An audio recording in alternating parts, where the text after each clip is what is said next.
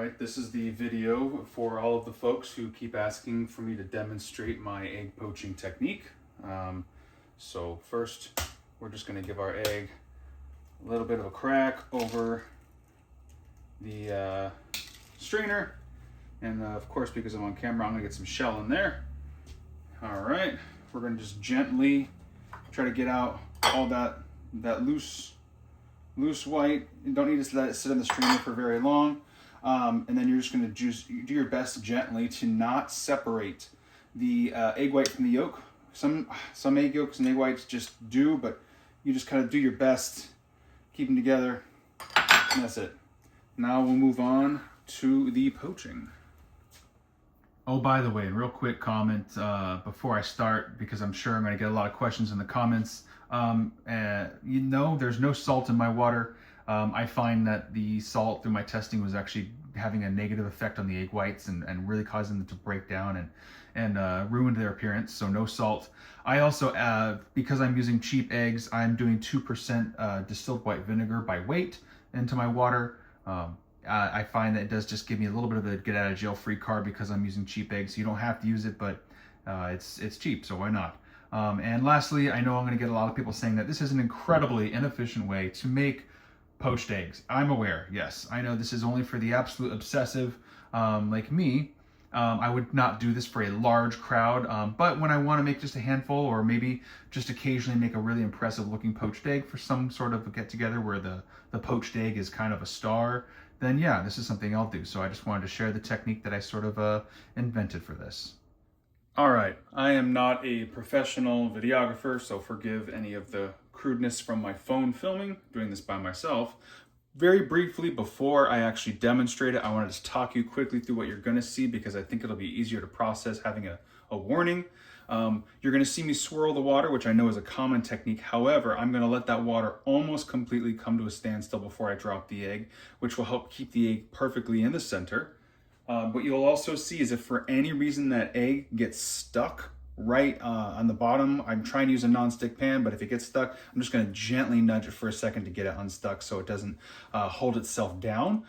Because once I drop the egg in the center, you're going to see me using the tip of my little strainer here. You're going to see me using the handle tip to do tiny, fast little swirl marks, very short, maybe just about the size of a quarter, maybe about, just about that far below the surface. I'm just going to barely dip into the surface and give fast, tiny swirls, which is going to create a little bit of a vortex, which is going to pull the egg up from the bottom and suspend it into a teardrop shape. But however, I do not want to swirl the water so fast that the egg starts to pull itself into an oblong direction because of the centripetal forces. So that's what you'll be seeing. I will try to do my best to narrate throughout. Also, normally for the first minute of this, I will have the heat off because I don't want any bubbles from the bottom of the pot to cause any dimples in the egg. It's in the egg white. However, that means that the camera can't see if I have no flame because the steam will just collect. So I have the flame on, but normally for the first minute, I would turn the flame off. Water should be somewhere around 190 to 195. That's my preference. Yeah, that's perfect. So that's usually my target for that. All right, so I'm just gonna do my quick swirl, and then I'm just gonna leave it alone to let it settle. That's what that's doing. Once it settles to the right speed, and I'll kind of do my best to show you what that looks like, we'll drop in our egg, and then I'll try to show you what those little swirls are like. You'll also notice throughout this process that the water should stay quite clear. Usually you'll get like this really murky, cloudy water, but I have strained out the egg white, so that should be avoided. The speed is getting pretty close to where I want it. There's a couple, I did one test egg, so you can kind of see a couple floaties to give you a sense of the speed, but I'm still really wanting it to slow down. All right, and then I'll try to zoom in for you as well as we drop in the egg, and then I'll start my little swirl, but this speed looks pretty good. Let's give this a shot. All right, and my little swirls. All right, let's see if we can zoom as well. It's going to be hard to see, of course, because of the reflections on the water. I'm also going to give the egg just the tiniest little nudge just to get it off the bottom. All right, and then get the swirls here. And you'll see how the egg actually floats to the top, and I'm going to stop. I don't want the egg to get too oblong. I want it to kind of settle, and then I'm going to give it the tiny little tiny little swirls again, just to try to raise it off the bottom. It doesn't even have to fully leave the bottom, but I just want it to kind of come up. Now, if the egg develops a slightly less than perfect shape, it'll just naturally want to pull into an oblong direction. That's just unavoidable. But basically what we're doing with these tiny swirls above the egg is it keeps pulling it up off the bottom into a much better shape.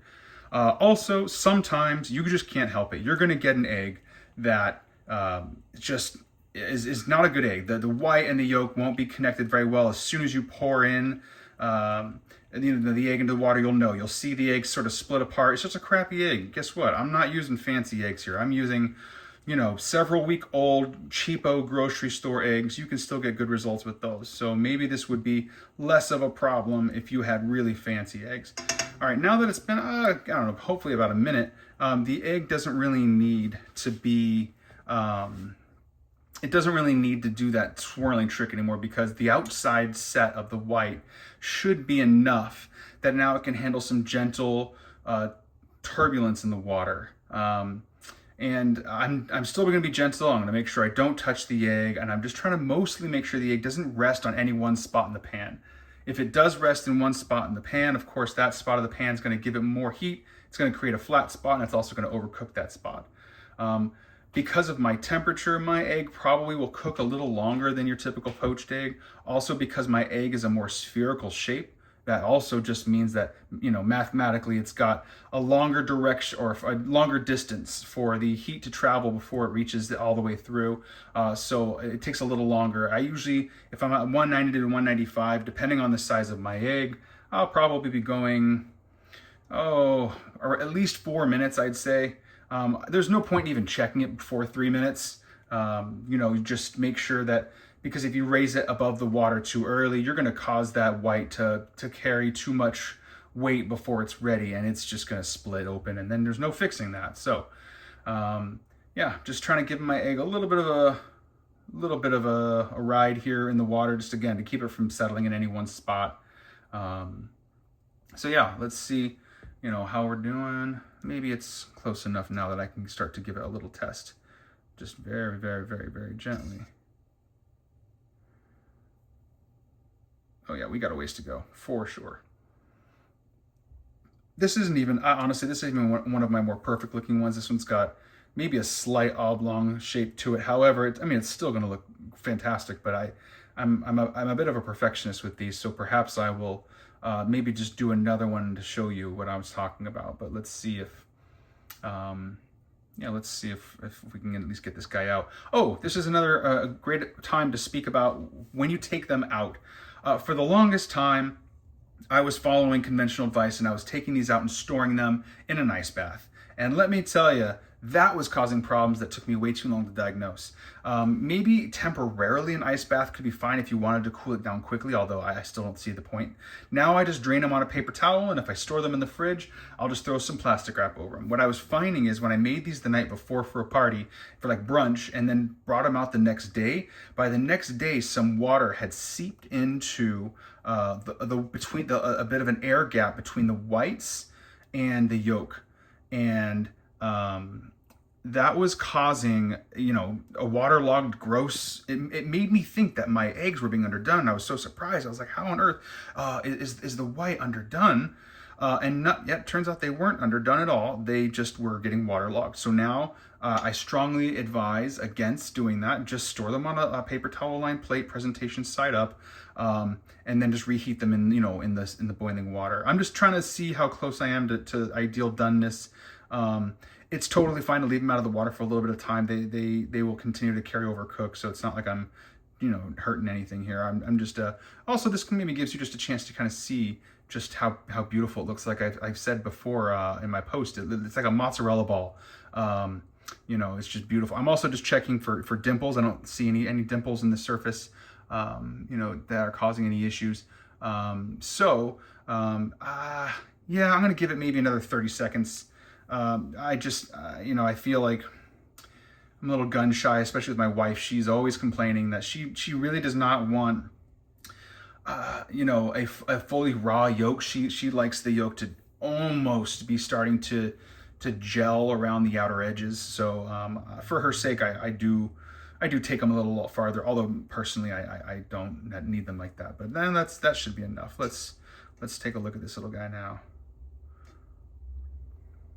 So there we go. Yeah, I feel great about that, and it's beautiful. You know, again, it's got a little bit of a pointy tip over here. See if we can kind of show you that. A little bit of a pointy tip that I would prefer not to have if I was, you know, obsessing over like something sort of like Eggs Benedict or something. But yeah, there we go. Now what I'll do again, the other benefit to putting these on a paper towel plate before, you know, instead of ice water is it allows them, I think, to cook more evenly by letting them carry over cook just a little bit. That last bit of potentially runny white around the egg yolk can really fully set. Again, because these are much more spherical, that is something that I think maybe that way I don't overcook the outside, but the inside can get, you know, all the way done. So that will be my underside.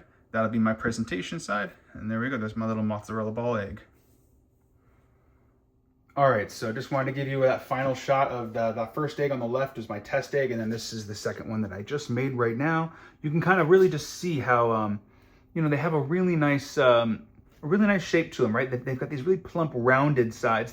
They'll still sit flat when you put them on a flat plate, but they have a much more sort of springy shape to them. You know, it makes them look fresher. It makes them look just a lot more lively. I don't know if that's the word, lively, but yeah, they have a real pleasant shape to them with a good amount of height and domeness to them. And of course, you know, you have to give everyone that quintessential, you know, slicing into the poached egg, right? That's what you got to give everyone. So, yeah, I'm happy with that. So, thanks for watching if you did.